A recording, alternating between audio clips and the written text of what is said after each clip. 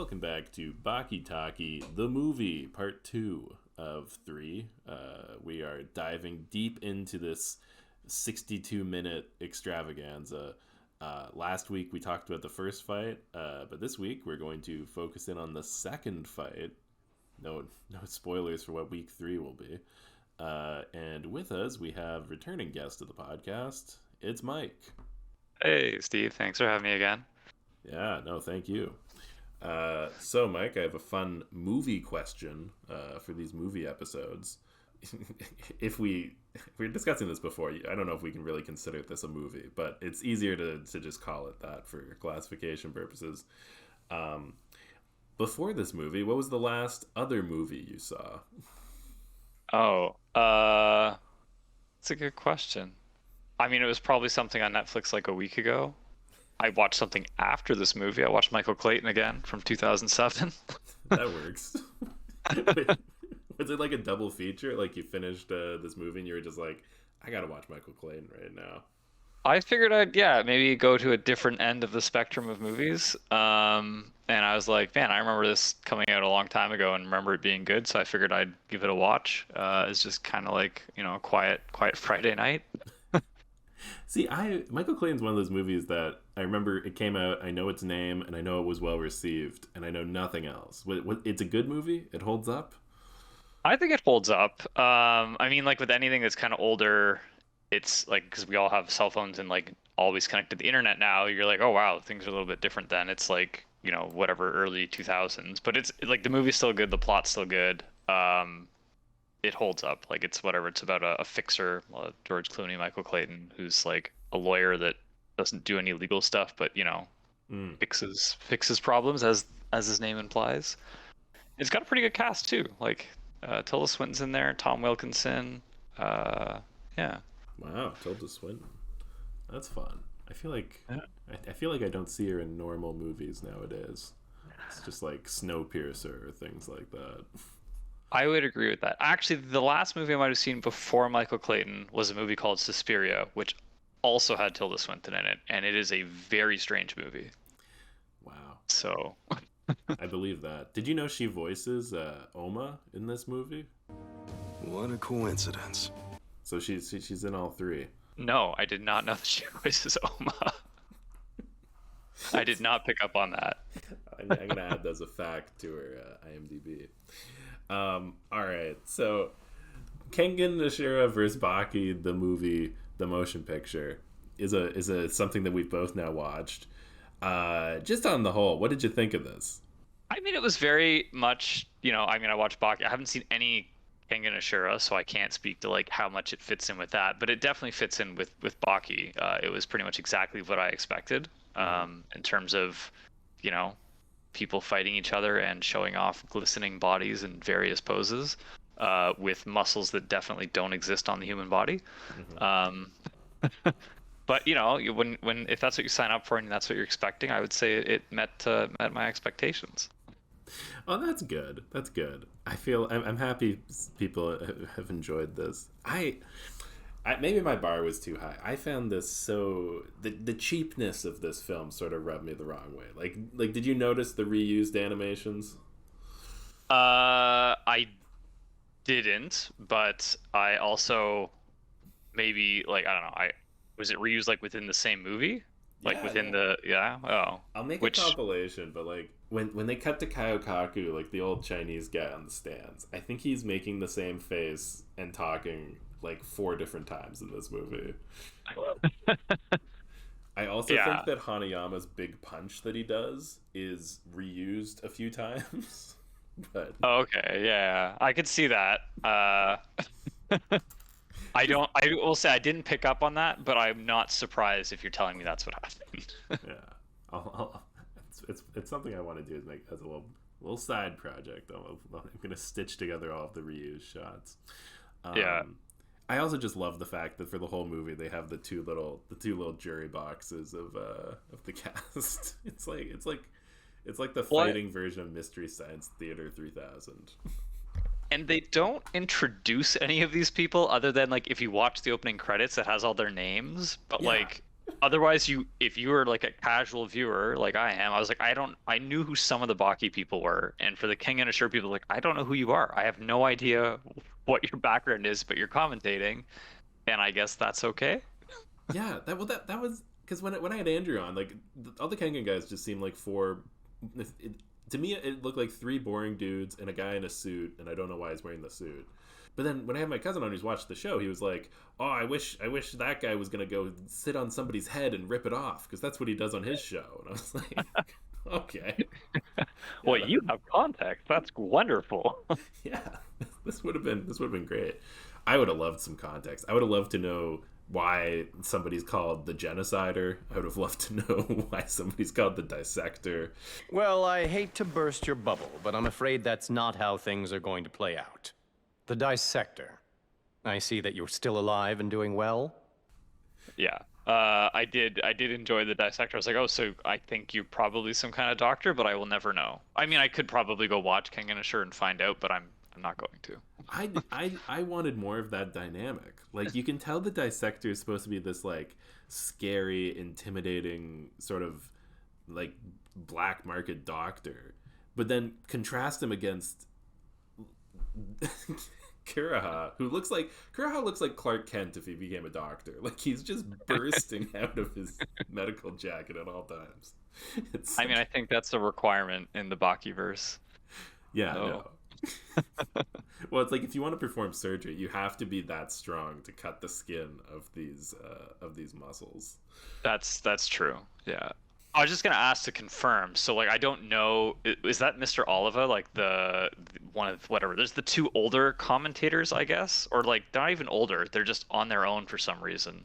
No, those are just two Kengan dudes. Okay. One of them's called Jerry Tyson. I think that's who you're thinking of. I assume he's a play on Mike Tyson. I assume so too. I just assumed that one of them had to be from the Baki verse, and I was like, well, Mr. Oliva seems the closest to. Anyway, because I assumed that the big weird Cro-Magnon looking dude was from King and Ashura. Oh yeah, wait. They both are. You're saying? Wait. The commentators or the two super buff guys who arm wrestle? The two buff guys that arm wrestle. Oh, yeah. yes. Sorry, that is Oliver. That's Oliver. Okay. Yeah, sorry. I thought you were talking about the commentators. Me too! The name's Jerry Tyson! The guys who go... No. Okay. Sorry, they do commentate on it, but they're like separate. Like, yes. For some reason, these two have been put out on their own. The way they shot this movie, it makes me think of, like, you know in Anchorman when, like, they have all those cameos and nobody's on the same screen at the same time? Like, yeah. It's that for an animated movie. Like... Everybody is 90 feet away from each other and not in the same shots. It's so weird. Yeah, that Cro-Magnon guy. I kept calling him the dude from Prometheus because like, yes, I had the engineer. Yeah. It's so funny. I enjoyed those two. I think we got just enough of them where they just showed up, looked at each other's muscles, and then got thrown away by the judo people, or Akita. Yeah. And how they are like trying to guess why the other person got strong. Like, well, your rectus femoris lacks a certain charm. Sorry, but that means you won't be too popular with the ladies. Oh, did you do it for the ladies? If you think I did it for the ladies, like, come on. Like, yeah. Well, one of the best line I think in this movie, and I think it falls in the first third, but it's when the Kengan guys are just at the arena and they say something like, "There's no cash prizes for this," because it's like it's such a completely different philosophy. But like the Kengan guys' whole life, like this is their career, they make money. The Baki guys have no reason to be here other than they just love beating the shit out of each other. It's such a it's the biggest difference between the two franchises, I think. I guess, yeah, like the motivation is very different for each. Yeah. Intrinsic versus extrinsic motivation. All right, what'd you think of the first fight, Hanayama versus Sao Peng? Oh, I still don't know his name. I refuse to lose. Yeah. Well, when they introduced them, and he was 160 something pounds, I think, maybe 180 something pounds, and then the other guy was 340 or or I don't even remember, He was 360, like massive, yeah. more than 300. And I was like, okay, well, this guy is double his weight. So I was like, this is Baki we're talking about. Weights don't actually mean anything, but in real life, the bigger guy would absolutely just punch him like twice and crush him with just the weight. Yeah. So I was impressed, I guess is the word I'll use, to like that he lasted so long, but I was not surprised by Hanayama, right, winning. Yeah. That did not surprise me. Because I was like, this guy's double the weight. He's just gonna at some point crush him. It's the classic David and Goliath, where after David lands a few punches, Goliath just beats him to a pulp. Rips his arm off, kind of. That was such a great move that had very little impact, honestly. It didn't seem to slow anybody down. Yeah, I was like, surely his arm is not going to work now. No, that's not how this works. Honestly, that's sort of the story of this whole movie for the Baki cast. Because Jack has some quite impressive moves in his fight that you'd think would slow somebody down. But I Yes. guess it's not. So let's get into the second fight. So this is the big fight. It's Jack Hammer. I hate that they call him that. I call him Jack Hanma. I was gonna say I had to look it up after. I'm like, I'm pretty sure this is Jack Hanma, but I've never heard him called. I didn't see the Jack episodes in Baki either, so I didn't know he was also called Jack Hammer. Yeah. Well, the funny thing is, Jack is one of those characters who, like, I think his big spotlight stuff is in the original anime. Like, he just sort of floats around and eats steaks in the episodes I've covered. But in the Maximum tournament, which was right before the Netflix stuff, it's like that's his big arc where he's the antagonist. Okay. So I'm not even the most up to date on Jack, except the current manga that's coming out is all about Jack, and it is so funny. Honestly, anybody who has ever thought about reading Baki, pick up the newest stuff. There's only like 20 chapters, and Jack is literally over 8 feet tall now. He's bigger than he keeps extending his bones. Dang, Jack. Yeah, like he's like 2 feet taller than Pickle. It's so funny when they stand beside each other. But yeah, so Jack Hammer versus Rayon. What did you think of the two combatants? Through extreme doping and training so beyond unorthodox you can't even see it in the rearview mirror anymore, he's attained the ultimate physique. Entering the arena is Jack Hammer! Editor Steve here. I want to give a compliment sandwich to the team who worked on this. The voice actress for this announcer is killing it announcing these fighters. But the sound Foley person, what are these footsteps? It sounds like they're dribbling a basketball into the arena. Like, listen, I don't know, just listen to this with that in mind. The opponent facing him from the Kengan Association has a height of 6 feet 2 inches and tips the scales at 207 pounds. Hailing from the Kure family, a dynasty of assassins, he's the strongest in his whole clan. It's the taboo descendant, Rayon Kure! Well, they both seem the most unhinged, which I think they kind of talk about. Like, Rayon, what is he? He unleashes his latent energy, which sounded very impressive until it also happened in the later part of the movie as well. Yeah.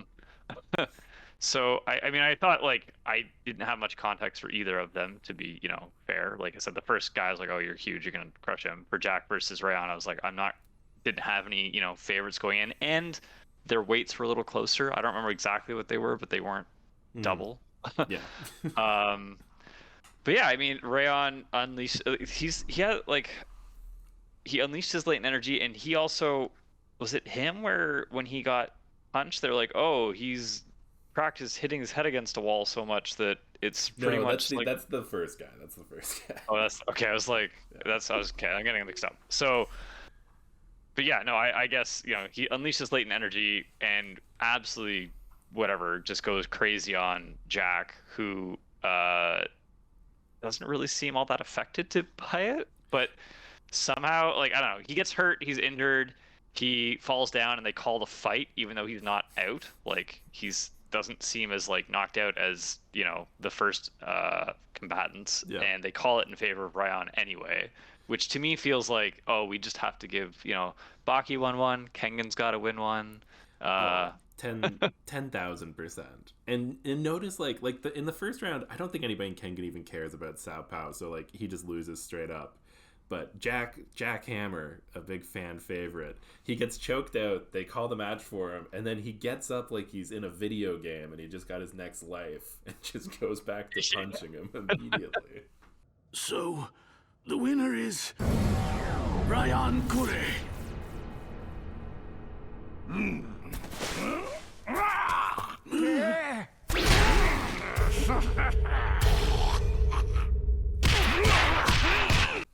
Yeah, he's like, you choked me out, but like that didn't really mean a whole lot because he's some weird half demon that's just, yeah. What? Yeah, that's the thing about Jack is like he is determination to the like he. You didn't watch him fight or any of his episodes, but my favorite Jack moment is he fights Pickle, he loses, and he's literally on the ground, passed out, like unconscious, and Tokugawa goes to like, you know, be like, oh, are you okay? And it turns out that even his unconscious brain had laid a trap where if anybody came close to him, he would stick his fingers through their ears and pierce the brain. As an unconscious act. Yeah, luckily Tokugawa's 3 feet tall, so it didn't hit him. But I was gonna say that seems kind of weird if someone tried to come and help you and you're like, nope. Don't want that. Honestly, if you go to help Jack, that's on you. You've made your choice. You're not making that mistake twice. Yeah, let's go through some of the power-ups in the fight, because I think we jumped past a big one. When Rayon turned purple and basically lost his limiters, he used removal.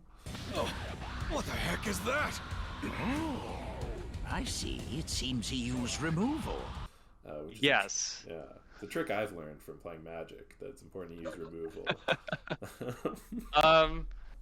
Yeah, I mean, to be fair, I think a lot of the stuff in this kind of sounded very Pokemon-y. Like, oh my god, they've used this ability. And then it's like, oh no, they're using this ability. And it's like, this is sounding much more like turn-based than like a fight. The brain puts limits on the body so that it doesn't injure itself.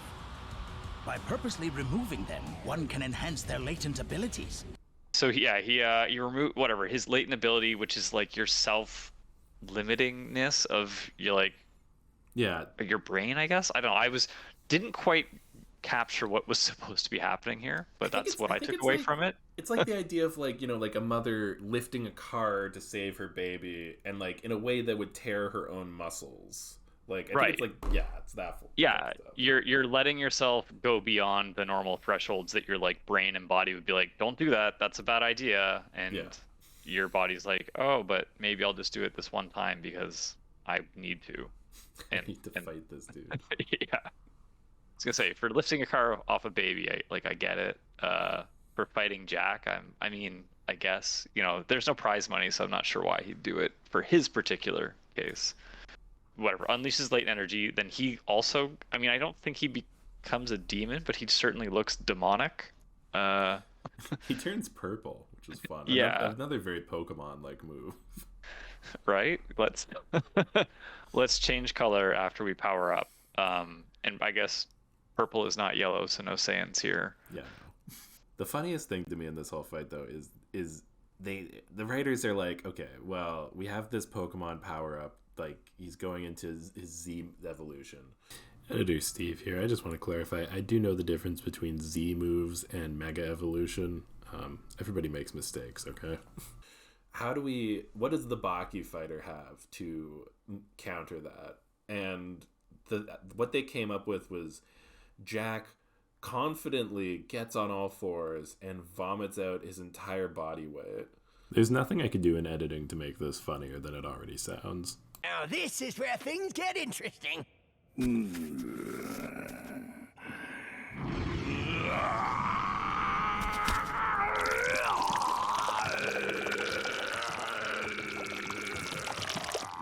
Check it out. Look at that guy's body.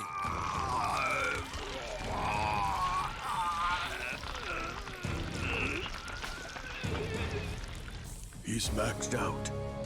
Right. That. I kind of forgotten that it happened. I was like, what is going on here? It doesn't make sense because it's played as a power up. Like, he gets stronger after he did this. Yeah, because that's totally what happens to humans, right? You're like, oh man, let me just vomit out anything I've got, and I'm definitely gonna be better and stronger immediately after. I hate how Jack lost this fight. Because like when you look at the themes of this fight, like on one side we have like Rayon, who's basically like an argument for eugenics. Like, he's this guy whose power comes from his family just keeping this ultimate bloodline, who selectively breeds and has over generations bred the perfect fighting man who also has no whites of his eyes. Only they said what, like 4 people in his family had unleashed this latent power, like, lots of just a few, just a handful. But then he's up against Jack, who's the ultimate like build yourself up by your bootstraps type of guy. Like, he doesn't have any of those gifts, so he has to use as much steroids, bone lengthening, like he'll bite people. Like, it's by having Jack lose this fight, like the basic ideology they're going for is just that like some people are just born better. I don't know. I'm not a fan of giving this fight to Rayon. I think, yeah, I mean, I see your point. I don't know. I mean, I feel like it's too smart and philosophical, I think, for this. For whoever wrote this, yeah. Yeah, like, I get it, but also, like, they had to go, 1 win for Baki, 1 win for Kengan. So, they just picked Jack and Ryan probably because people wanted to see it. And then, yeah, I mean, the implied philosophical, extrapolation is probably like, oh, that's not good, but you know what? We want to see this fight anyway. That's not good. Let's just throw in a caveman, and then people can sort of stop thinking about it. One last thing I just wanted to touch on with this fight.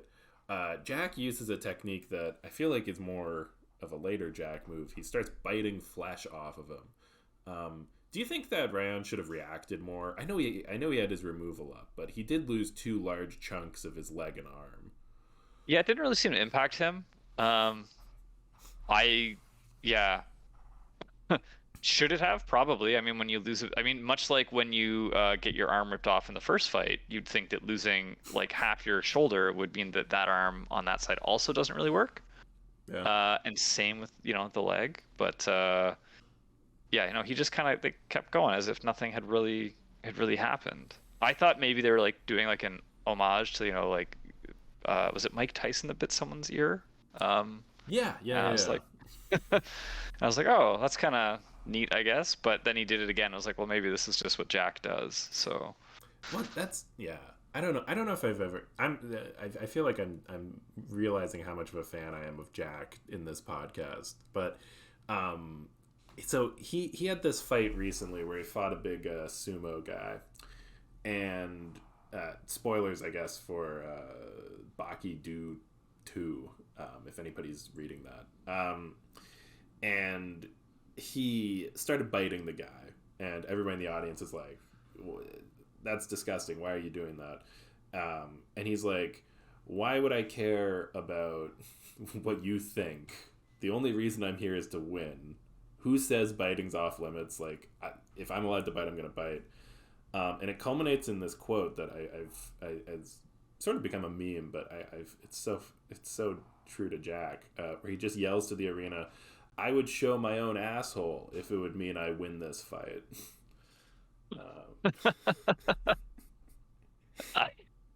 I mean, yeah. Yeah. Anyway, I can see that's got to be like a power move coming later, right? Like 2 years later, that's gonna come back. Jack's gonna have some move where back into the corner. Yeah, turns around, something comes out. I don't know what, but yeah. Oh my god, Baki Vs Kengan 2, everyone. Anyway, So yeah, Jack passes out. He comes back up. They start punching each other in in this fun animation where they're just punching and you don't see the other person punching. I don't know how to describe it, but I didn't like it. I will say that the fighting sequences compared to like Baki, they seem very cheap. Yeah, like they just show like one guy punching like a body form, I guess. Yeah, and they would it was not as, I don't know.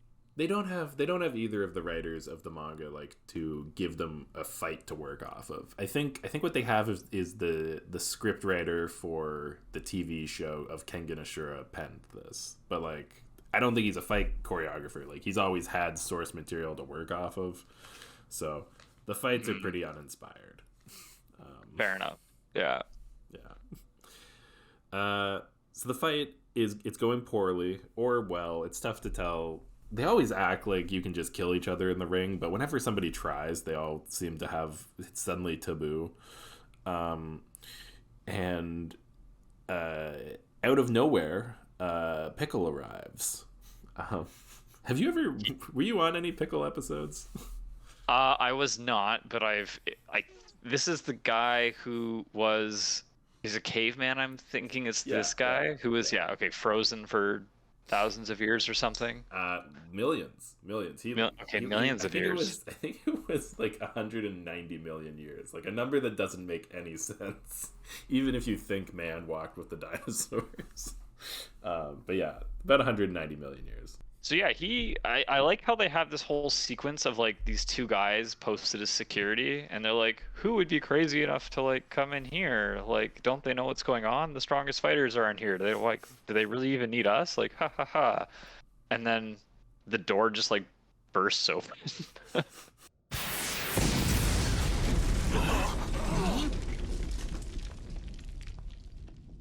The heck? Who are you? Pickle is here? From Pickle showing up. Yeah. And then I'm trying to remember exactly what happens. So Pickle shows up, he gets in there, and then they're all like, "Oh, you're interrupting this fight," and it's like, and they've also been saying like, I think they said they were yelling at Jack to stop, right? They're like, "Hey, the fight's over. Like, it's already been called. Like, you don't need to keep fighting." Yeah. And then Pickle shows up, and they both.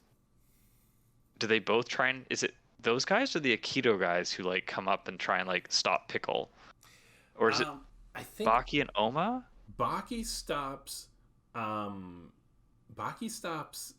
Rayon, I think. Oma stops Pickle, and then Baki says, "Stop, Big Brother. It's over," or whatever. It's over, Big Brother. Yeah, something like that. That's where I put together that Jack Hammer was Jack Hanma when he said Big Brother, and I was like, oh, this is that Jack. they don't look very similar. It's fair. No. But then this is the part that really stood out to me, where I think Oma's talking to Pickle. He's like, "Do you understand me, big guy? Like, it's time for you to go." And then his face just changes. Like, literally, they just like drew a new face. And we're like, he's no longer a crazed fighter. Now he looks like a normal face, and he's just gonna get up and leave. One thing that's tough to get across when describing Pickle is that his resting face, he looks like Fabio. Like, he is a gorgeous man normally, but then he can snarl it up and look like a monster. I don't know why he listened to Oma also. Like Pickle doesn't know English or Japanese. Okay. And Oma just kicked him in the face. Right. And then he's like, "Time for you to go, big guy." And he's like, "Oh, okay. Like, this isn't my fight, I guess." Yeah, it was so weird. And they tried to make it seem like Pickle came because Rayon stole Jack, which was his food. And it's like, I don't know. It was if you're gonna go through all these hoops to bring Pickle there, don't just have him stand in the arena and then have a guy go, "Time to go, big guy." Like, yeah, and then leave. Yeah. Like, they didn't even show, like, you could have had a minor fight sequence of him like breaking in the door, but they didn't even show that. He just like, they talk about him. The two security guard door guys like are like, "Oh my god, who's this?" And then the next scene is him in the arena. If you're keeping an eye out for it, you'll notice how much of this movie conveniently cuts away when people need to move. Um, Yeah. yeah, like I'm pretty sure when Hanayama strips out of his like suit, like that when they do that in the anime, and it's like this, you know, great animation. In this one, he just sort of does it off screen. And then in the next fight, Baki's whip strike is going to do the same. But that's mostly the chunk. I did have one more thing I wanted to bring up that we touched on last episode. People in Kengan don't seem to know who Pickle is, which is, it raises a lot of questions about how this universe is set up. Like right after the fight, we see two of the Kengan people just talking, being like, Did you see that guy's nails? They were huge, just like a dinosaur's. You are allowed to talk about something else, you know. I heard his name was Pickle. what's up with that guy's nails? Like, those are pretty long, blah, blah, blah. Yeah. Like, how do they not know who Pickle is? For reference, like, when Pickle came back to life, it was exactly what you'd think what would happen. It was the biggest news story in the world because a caveman had been brought back to life from a salt mine that he'd been in for like 100 million years. Why do you think the Kengan people didn't know about Pickle? I mean, I have to imagine that there's some willful ignorance on, like, both their parts. Because I think at the very beginning of the movie, they're like, oh man, there's some secret fighting underground dojo thing? Like, how did I not know about this? And they very explicitly make this like, oh, but then it wouldn't be secret. Ha ha ha. It's a good joke. So, I mean, I have to imagine that there's like, look, if you're the best fighter in, you know, the Kengan Association and you're like the best underground Baki fighter, like, you must know that these other fighting things exist, right? Like, you'd be like, who's my competition? And you'd be like, man, this guy who's like super strong, but like I've never seen him fight in the underground ring. Well, yes, because he fights somewhere else, right? Like, so I have to just go with willful ignorance. They're like, I don't want to know. He's not better than me. He doesn't fight in the underground ring. He's no one. Yeah. So He's out of what do they call it with healthcare providers? Like out of network. Yeah, he's not in my network. If he's not in the underground ring, he doesn't exist to me. Oh my god, that's great. All right. Anything else you wanted to touch on from the middle part of the episode? I think that's where the standoff begins at the washroom. A tense test of endurance between two obstinate men. In the end, who will come out on top? Yeah. As well, which I actually quite enjoyed that. I thought it was, I mean, it didn't need more comedic relief, but I enjoyed that they did that. I thought it was funny. Although I'm not sure what a Japanese Yank is. Like, one guy's an American and the other's a Japanese Yank. I don't know what that is, but I'm guessing it's one guy is an American and the other guy is a Japanese who pretends to be an American, sort of like a male gyaru. I don't know. okay. Fair enough. But I think that starts in the middle sequence, which I enjoyed. I don't know if you're going to cover this. If anyone else who's thinking of watching it, watch past the credits because the final scene is there. Oh, we'll touch on that in the next episode. Okay. Yeah. No, I quite enjoyed that. I think that was a fun way to insert a bit of Baki humor, which they maybe honestly poking a little fun at Baki, I'd say. Yes. Yeah. I loved it. Like, I was like, it was a dumb part of the movie, but I liked it all the same. I honestly would have liked to see more just like the little interactions. I feel like were handled better than the big fights. Now I can't with a straight face say that I'd like a slice of life movie where the two casts just hang out for an hour. But I don't know. But then we might get. So Kozue wasn't in this movie at all, right? Like, No. that's the one thing. Yeah, it's like you might get Kozue in a slice of life movie, but yeah. The dream right there. I wish we got more Kozue. I think she's basically done. I don't think she shows up in the source material again anymore. Oh. Well, fair enough then. Yeah. All right. Well, yeah. I guess overall, I started at the beginning asking you what overall. So you thought it was pretty good. What'd you give it out of 10? Like a 7? Oh, I mean, if you're sitting down to watch some Baki, I don't think it's quite as good as the series, but it was, like I said, it's exactly what I expected. So, like, again, I rate things a little weird where I'm like, is it good? No, I wouldn't call it good, but it's exactly what I thought it would be. So I give it like a 7. 7, yeah. Yeah, I think that's fair. It's tough. It's tough to rate Baki on any scale. But I'm hovering between a 6 and a 7 with this one. Yeah. Yeah. I think the series was better, but like I said, it was fine. It was only an hour of my life too. It wasn't, I don't feel like it was the worst use of time. I'm glad they made it. I'm glad that I think it shows that they have a commitment to Baki. I mentioned this last week, but it's one of their most popular anime on Netflix, and everything I hear lately is that anime is becoming more and more popular, especially on streaming sites as a something to compete over. So yeah, I don't know. Hopefully we'll see Baki do in the next few years. I am sure more Baki will come. They've implied with the movie that there's going to be more things to come. So yeah, I don't know if I buy any of that. I mean, at least it leaves the door open, right? That's fair. There's places to go. All right. Well, thank you so much, Mike, for coming on and doing part 2 of the movie. Thank you. It was, like I said, fun to watch and a good hour. A good hour. If anybody's bored and has an hour on their hands, just watch this movie again. Again, you're assuming they've seen it the first time. Of course. Anybody listening to this podcast? All right. That's all the Baki we've got to talkie. See you all next week. Woohoo. Hey, editor Steve here. I sort of fucked up. So I when I made the anime jukebox, I did what I've seen This American Life do with a lot of their spin-off podcasts, where it's in its own feed, and they put one episode on the main feed. But what I forgot to do is, the reason that works is because the actual podcast feed will have multiple episodes, and so you listen to the first and then you go there. Just looking at analytics, a lot of people have listened to the Anime Jukebox podcast.